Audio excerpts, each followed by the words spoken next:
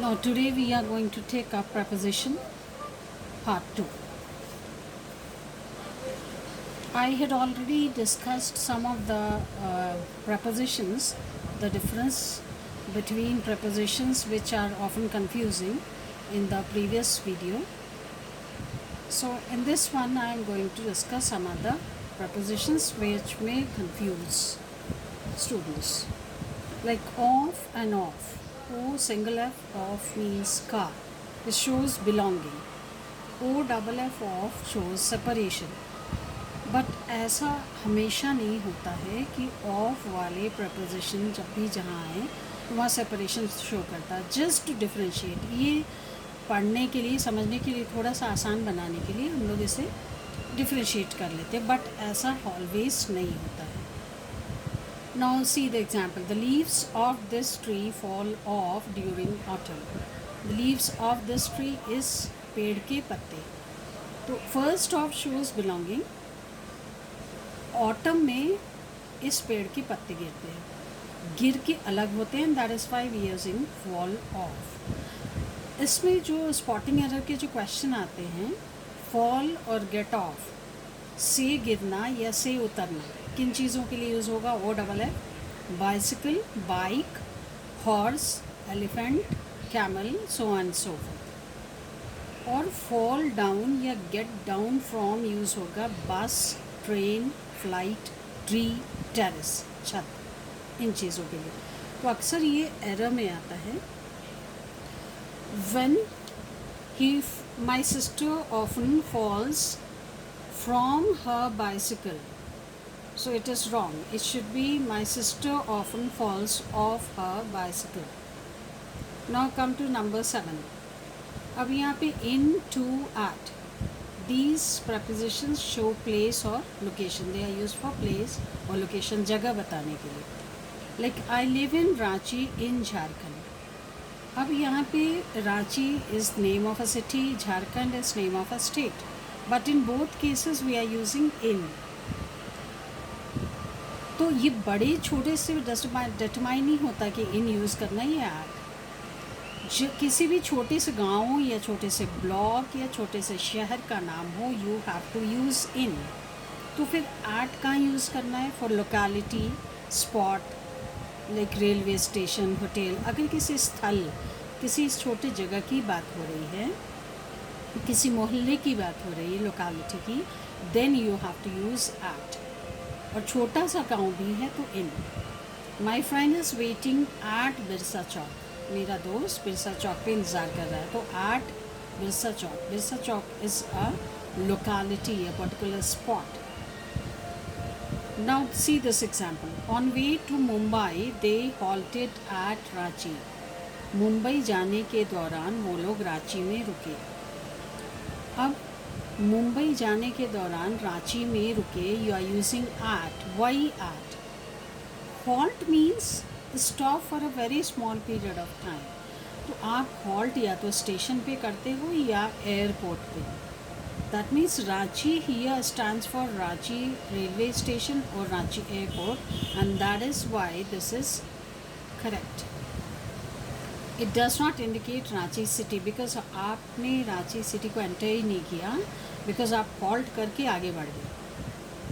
Now come to this example. Chennai is in the south of India.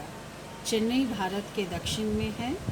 Sri Lanka is to the south of India. Sri Lanka Bharat के दक्षिण की ओर है. Now in, when a certain place is inside India, to, when it is towards that direction, but वो भारत के बाहर है, तो you are using to. So these prepositions, now I suppose they must have been clear कि इसमें जो confusion होते हैं वो इस तरीके से पढ़ने से नहीं होते. Now we come to fixed preposition. Now what are fixed prepositions? जब कुछ ऐसे words हैं, अब what I am doing is I am making a category of words which are very similar, very close in meaning, जिनके अर्थ या तो बहुत से एक से हैं या बहुत close हैं, और उनके बाद एक ही प्रपोजिशन जाता है. Like similar, equal, equivalent, tantamount. ये इन दोनों का मतलब है समानांतर। ओके, तो इन सब के साथ सेम प्रपोजिशन टू जाता है। अब इसके एंटोनिम्स क्या हैं? Opposite, obverse, contrary, contradictory, all of them are followed by preposition to. और इन सब का लगभग मीनिंग है के विपरीत। एक और वर्ड है hours, it is also followed by two and the meaning is के विरुद्ध। बट जब आप किसी व्यक्ति के विरुद्ध हैं तो you can not use averse to. जब आप किसी विचार के विरुद्ध हैं, I am averse to such morbid politics, मैं इस तरह की घटिया राजनीति के विरुद्ध हूँ। But I am not averse to a person, I am against a person. This is the difference. Now come to the third one. अब इसमें एक से वर्ड्स हैं बेनिफिशियल, कंड्यूसिव, दोनों के अर्थ हैं के लिए लाभप्रद या अच्छा। तो beneficial to, conducive to. Normally इसमें होता क्या है कि जब आप ट्रांसलेशन करते हो के लिए लाभप्रद, तो you tend to use the preposition for. आप ट्रांसलेट कर लेते हो अपने दिमाग में, but it is always to, beneficial to, conducive to. तो you have to memorise these, याद करना है आप। अब इसी मीनिंग के दो और वर्ड्स है favourable and good, but they are followed by for. Favourable for, good for. Fourth, ये थर्ड के एंटोनिम्स है। के लिए हानिकारक, detrimental to, derogatory to, injurious to. Like we say injurious to health, detrimental to success, derogatory to somebody's prestige. तो ये के लिए घातक, हानिकारक। और के लिए हानिकारक के लिए you can also use harmful and noxious, but they are followed by the preposition for. So this will make it easy, ये आपके लिए आसान बना देगा कि आप इसको मेमोराइज़ करो अगर कैटेगराइज करके। So it becomes easy to memorise them. Now come to number 5। जैसे आप कहते हो से भरा पड़ा है, तो we can use any of these 4 words, abound with, abounding with, teem with, teeming with. अब इनमें डिफरेंस ये है कि अबाउंड में आईएनजी लगाने से you have to use a helping verb, is, are, am, was, verb. Likewise teeming जब आप यूज़ करते हो तो you have to use is, are, am, was, verb. Otherwise आप टीम या अबाउंड यूज़ करते हो। So these are V1, teem and abound, and abounding, teeming are V4, but all are followed by preposition with. और meaning है से भरा पड़ा, but always use in positive sense. Negative sense में ये यूज़ नहीं होता है। Now let us come to an example. Jharkhand is abounding, Jharkhand abounds, Jharkhand teems, और Jharkhand is teeming with mineral resources. Jharkhand खनिज संसाधनों से भरा हुआ है। You can use any of these prepositions, but ये याद रखना है कि अबाउंडिंग हो तो is, are, am, was, were. Likewise teeming हो तो is, are, am, was, were. Okay. और अगर इसी सेंटेंस को हम रिवर्स कर देते हैं, like we start with mineral resources, meaning वही आएगा, मीनिंग में प्रपोजिशन बदल जाएगा कि झारखंड में खनिज संसाधन भरे पड़े हैं, या खनिज संसाधन झारखंड में भरे पड़े हैं। तो में भरे पड़े हैं, in that case you can use only abound and abounding, you can not use teeming. तो अब इसको याद करने का तरीका ये है कि जिस जगह पे भरा पड़ा है उससे शुरू करने से you can use any of these 4 words, preposition चारों के साथ विथ होगा। और जो चीज़ भरा पड़ा अगर उससे आप सेंटेंस शुरू करते हो तो you have to use only abound और abounding, and preposition to be used is in.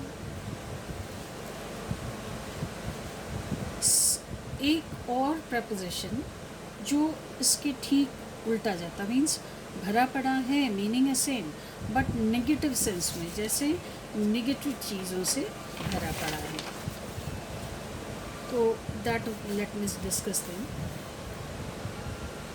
beset, infested, afflicted, or bristles with.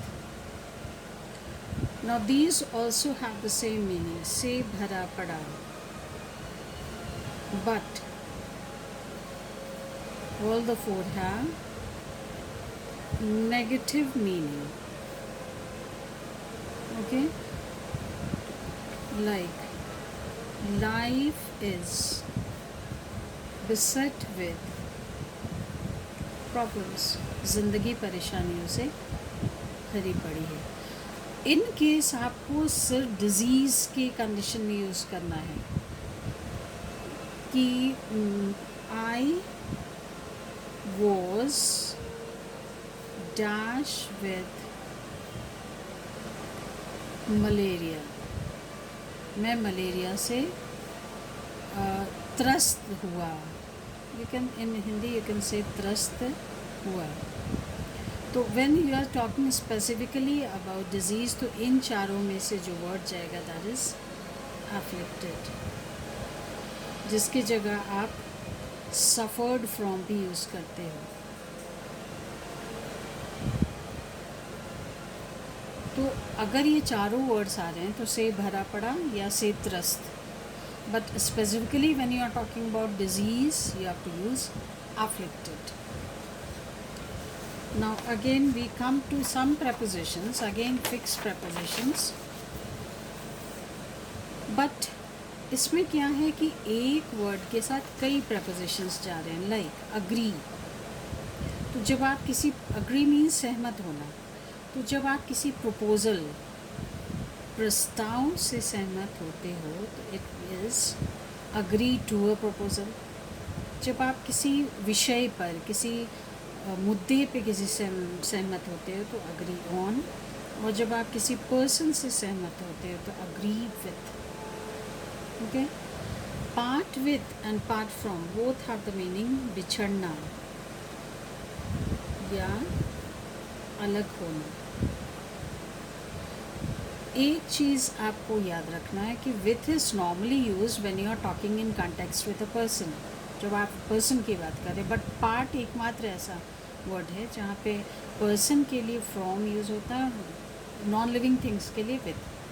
तो संपत्ति से, अपने सामान, अपने जो चीज़ अपने हक की है उससे बिछड़ना तो पार्ट विथ, और जब व्यक्ति से बिछड़ते हैं तो पार्ट फ्रॉम.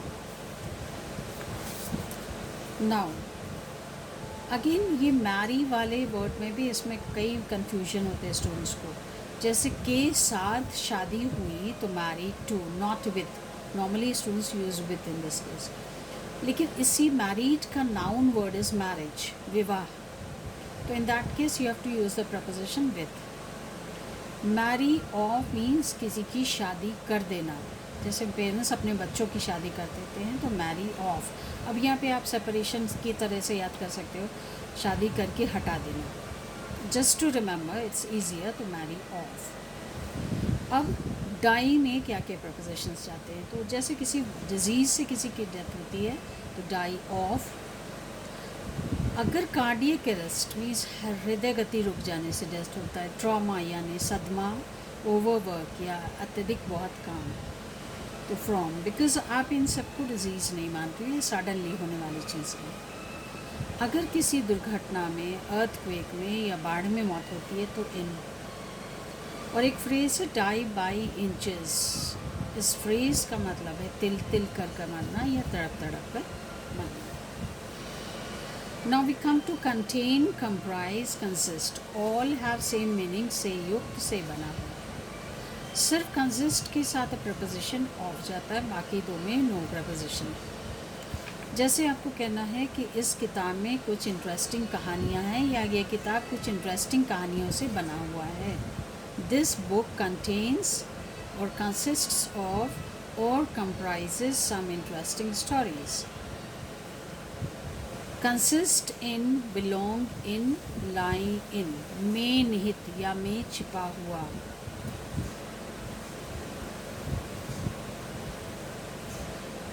तो ऐसे याद रखना है कि अगर किसी फिजिकल सेंस में से बना हुआ कोई चीज़ किसी चीज़ से बना हुआ है तो you can use any of these.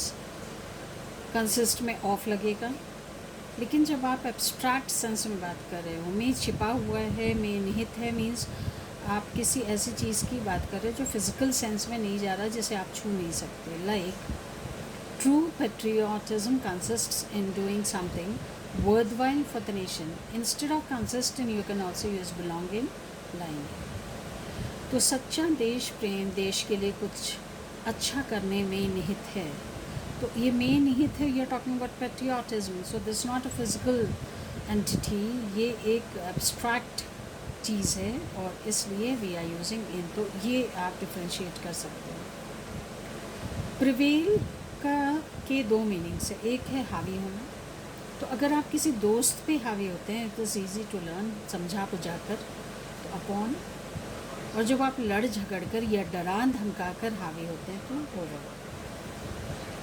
But prevail also have a different meaning. में व्याप्त है या में पाया जाता है इनके साथ, और अमंग के बीच पाया जाता है. सो दिस कस्टम प्रिवेल्स इन झारखंड. ये प्रथा झारखंड में पाई जाती है और ये प्रथा झारखंड के लोगों के बीच पाई जाती है. तो among this custom prevails in Jharkhand and this custom prevails among the tribes of Jharkhand. So this is all for today, and you try to go through all these, and then I'll be coming up with another video on preposition.